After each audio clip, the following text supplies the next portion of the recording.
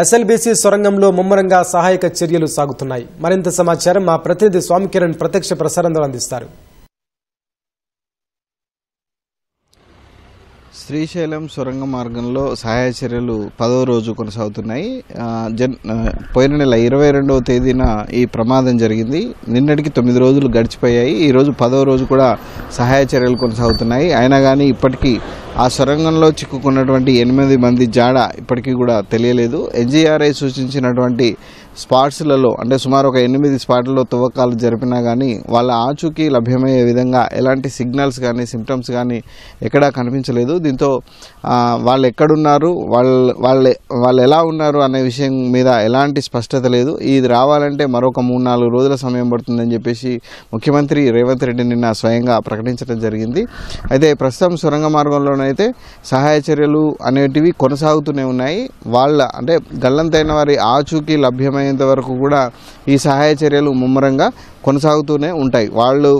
వాళ్ళ ఆచూకీ లభ్యమైన తర్వాత వాళ్ళను వెలికి తీసేటువంటి చర్యలు ఉంటాయి. ఆ తర్వాతనే ఈ దెబ్బతిన్నటువంటి ప్రాజెక్టును పునఃప్రారంభించే దిశగా ఇతర చర్యలను చేపడతారు.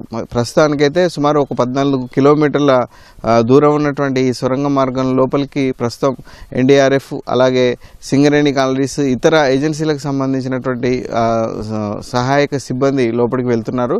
సో లోకో ట్రైన్ అందుబాటులో ఉన్నంత 12 కిలోమీటర్ల వరకు దాదాపు లోకో ట్రైన్ అందుబాటులో ఉంది. అక్కడ వరకు లోకో ట్రైన్ ద్వారా వెళ్ళి అక్కడి నుంచి టీబీఎం మిషన్ అంటే దెబ్బతిన్న టీబీఎం మిషన్ని దాటుకొని ఆ తర్వాత బురద ఉన్న ప్రాంతానికి ప్రస్తుతం వాళ్ళంతా కూడా చేరుకుంటున్నారు. ఇది సుమారు 300 మీటర్ల ప్రాంతం వరకు కూడా ఈ మొత్తం అంతా కూడా బురద ఇవన్నీ కూడా అక్కడ ఉన్నాయి.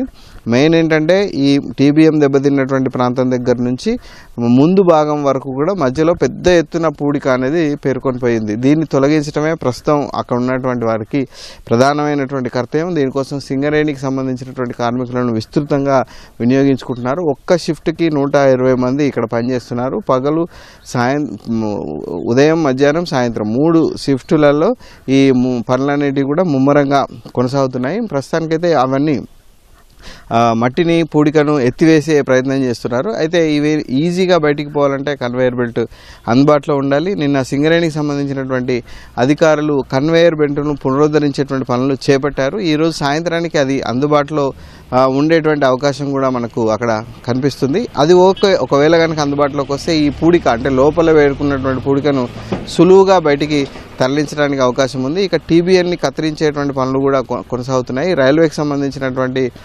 వాళ్ళంతా కూడా గ్యాస్ కట్టర్స్ అలాగే plasma cutters ultra thermal cutters వీటన్నిటిని యూజ్ చేసి ఈ టీబీఎం మిషన్ ముక్కలుగా కత్తిరించి వాటిని బయటికి పంపించేటువంటి ప్రయత్నం చేస్తున్నారు. అయితే ఈ సహాయ చర్యలు అనేటివి రెగ్యులర్గా కొనసాగుతూనే ఉంటాయి. ఎప్పటి వరకు అంటే వాళ్ళ ఆచూకీ లభ్యమయ్యేంత వరకు కూడా ఆ చర్యలు అనేటివి కొనసాగుతుంటాయి. అయితే ఈ లోపు వాళ్ళని కనిపెట్టడానికి మళ్ళీ సర్వేలు చేయాలని చెప్పేసి ఎన్జీఆర్ఐకి సూచించడం జరిగింది నిన్న ముఖ్యమంత్రి రేవంత్ రెడ్డి. వాళ్ళ దగ్గరికి చేరుకోవడానికి ఇంకా వేరే ఏమైనా మార్గాలు ఉన్నాయా, పైనుంచి కానీ లేకపోతే పక్క నుంచి కానీ మనం ఒకవేళ సొరంగాలు దొవితే బయట అంటే టీబీఎం బయట వైపుకు చేరుకునేటువంటి అవకాశం ఉందా, ఏదైనా ప్రమాదం తలెత్తేటువంటి అవకాశం ఉందా, ఇప్పుడు ఉన్నటువంటి పనులను కొనసాగించాలంటే ఆ షీర్ జోన్ ఏదైతే ఉందో అంటే కుప్పకూలినటువంటి ప్రాంతం ఏదైతే ఉందో అక్కడ ప్రమాదం మళ్ళీ సంభవించేటువంటి అవకాశం ఉందా, వీటన్నిటినీ ఆయన పరిశీలించాలని చెప్పారు. దీంతోపాటు ఈ భూమి పనులను విశ్లేషించేటువంటి సిస్మాలజీని కూడా దీనికోసం వినియోగిస్తున్నారు.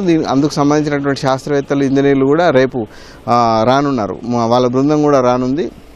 దీంతోపాటు ఎన్జీఆర్ఐ కూడా తమ దగ్గర ఉన్నటువంటి అత్యాధిక సాంకేతిక పరిజ్ఞానంతో అక్కడ వాటిని అంటే వీళ్ళ ఆచూకీ తెలుసుకోవడంతో పాటు ప్రమాదం ఏదైనా ఉందా, భూమి పొరలు ఎట్లా ఉన్నాయి, లూజ్గా ఉన్నాయా ఏంటి అనేది కూడా విశ్లేషించింది. దీంతోపాటు వాటర్ కూడా రెగ్యులర్గా వస్తుంది, నిరంతరాయంగా కొనసాగుతుంది. దాన్ని అంటే వీళ్ళకు ఉన్నటువంటి సామర్థ్యం మేరకు ఎక్కువ వస్తుంది కాబట్టి దాన్ని ఎప్పటికప్పుడు ఎత్తిపోయడానికి విస్తృతంగా పంపులను కూడా యూజ్ చేస్తున్నారు. ఇక అనుమానిత ప్రాంతాల్లో తవ్వినప్పుడు కూడా ఎక్కడ తవ్వినా కానీ వాటరే వస్తుంది. సో ఈ వాటర్ని ఎక్కడికక్కడ ఎత్తడానికి ఆ ప్రాంతాల్లో ప్రత్యేకంగా మోటార్లు ఏర్పాటు చేసి బయటికి తరలిస్తున్నారు. అయితే ఎప్పటి వరకు వీళ్ళ ఆచూకీ లభిస్తుంది అనేది మాత్రం ఎవరు చెప్పలేకపోతున్నారు. అది తవ్వుతున్న కొద్దీ వెతుకుతున్న కొద్దీ శిథిలాల మధ్య ఎక్కడో దగ్గర దొరకాల్సిందే, లేదంటే ప్రత్యేకమైనటువంటి సాంకేతికను ఉపయోగించి చేయాల్సిందే. అయితే ఈ సహాయక చర్యల్లో మరోసారి ఇలాంటి ప్రమాదాలు గురి కాకుండా అవసరమైతే రోబోలు యూజ్ చేసుకోవాలని ముఖ్యమంత్రి చెప్పడం జరిగింది. అయితే దీనికి సంబంధించి బార్డర్ రోడ్స్ ఆర్గనైజేషన్, దీంతోపాటు NGRI,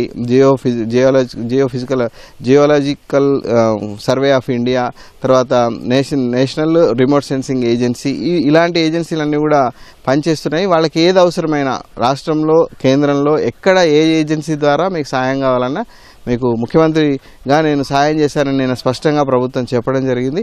కేంద్రంతో సంప్రదించి కూడా స్పష్టంగా అవసరమైన ఏజెన్సీలను రప్పిస్తారని చెప్పడం జరిగింది. కాబట్టి అత్యాధునిక సాంకేతికను వినియోగించి వాళ్ళను కనిపెట్టేటువంటి ప్రయత్నాలు అయితే ప్రస్తుతానికైతే కొనసాగుతున్నాయి. సహాయ చర్యలు అయితే ఈ విధంగానే కొనసాగుతాయి. ఎప్పుడు వాళ్ళ ఆచూకు మాత్రం తెలుస్తుంది అనేది మాత్రం మనకు ఇప్పట్లో చెప్పలేని పరిస్థితి ఇక్కడ నెలకొంది. ఇది శ్రీశైలం సొరంగం మార్గంలో సహాయ చర్యలు కొనసాగుతున్నటువంటి తాజా పరిస్థితి. Vote studio.